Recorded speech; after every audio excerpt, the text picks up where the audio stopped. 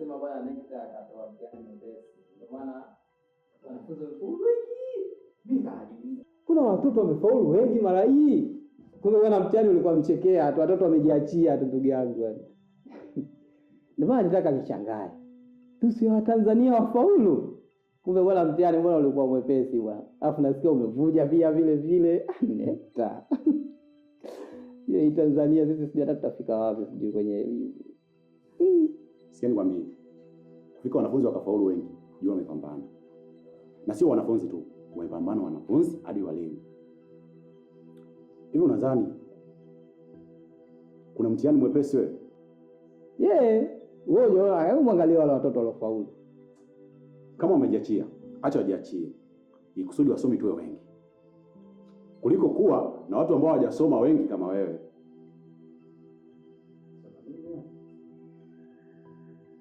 Acha wafaulu wengi, ikusudi tuwe wasomi wengi, tule mema ya nchi wengi. Unajua wasomi tunafaidi sana kuliko nyinyi ambao hamjasoma. Yaani nyinyi mpo kwa ajili ya kutusindikiza sisi.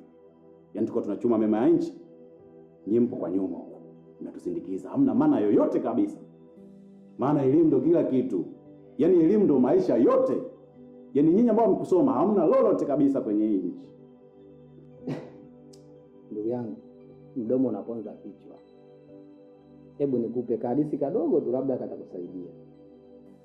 Kuna kipindi wanafunzi baada ya kumaliza mitihani yao na kufaulu vizuri wakataka kwenda kufanya sherehe. Na hiyo sherehe wakaamua watoke nje ya shule ili wakafanya hizo sherehe. Hapo kila mtu sijui ana masters, sijui ana diploma, ana degree, sijui unaelewa. Wakatoka. Kila mtu akaleta wazo lake tufanye sherehe ya aina gani au twende wapi. Kuna mmoja akasema twende mbugani tukaangalie wanyama. Kuna mwingine sijui akasema twende beach, sijui twende tukafanyeje. Watu wote wakamuunga mkono wa beach. Kwamba twendeni beach, lakini beach yenyewe twende tukaangalie samaki. Kwa tutafute boti, twende baharini tukaangalie samaki. Sawa, wakakubaliana, siku hiyo wakaondoka mpaka baharini. Kufika baharini wakakutana na mvuvi. Wakamwambia shida yao kwamba wanataka kwenda kuangalia samaki na nini. Mvuvi akamwambia sawa, hamna shida, mimi nitawapeleka kila sehemu ambayo mnataka kwenda, na hata msizozijua mimi nitawapeleka kwa sababu huko baharini mimi ni mzoefu. Wanafunzi wakasema okay, no problem. Wakaondoka wakaingia kwenye jahazi, safari ikaanza.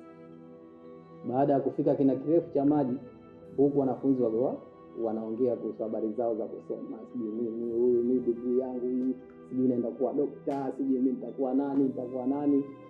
Baada ya hapo wakamgeukia mvuvi. Wakaanza kumuuliza maswali ya kisomo. Sijui mambo ya science. Mvuvi anasema mimi sijui chochote.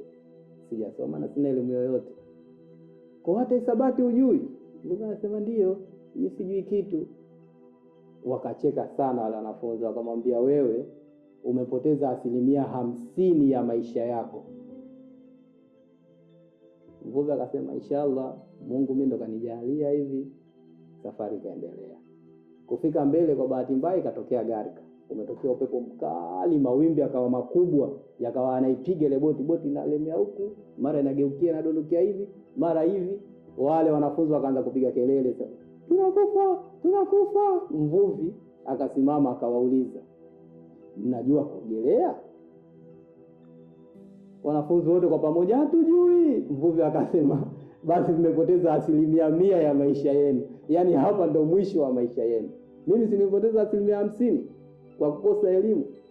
Ninyi mmepoteza 100% kwa kutokujua kuogelea. Vijana wakaruka, tusamehe, tunaomba tusaidie, utuokoe, tutakufa humu, hivi na hivi. Mvuvi akasema msiwe na shida. Nyinyi ndugu zangu, nyinyi ni wanangu, nitawasaidia. Kweli bwana mvuvi akawasaidia, akarudisha ile boti mpaka nchi kavu. Vijana wakawa salama, wameokoka. Sasa nikuulize wewe msomi, kati ya yule mvuvi na wale wasomi, nani aliokoa mwenzake? Utanijibu hata kesho.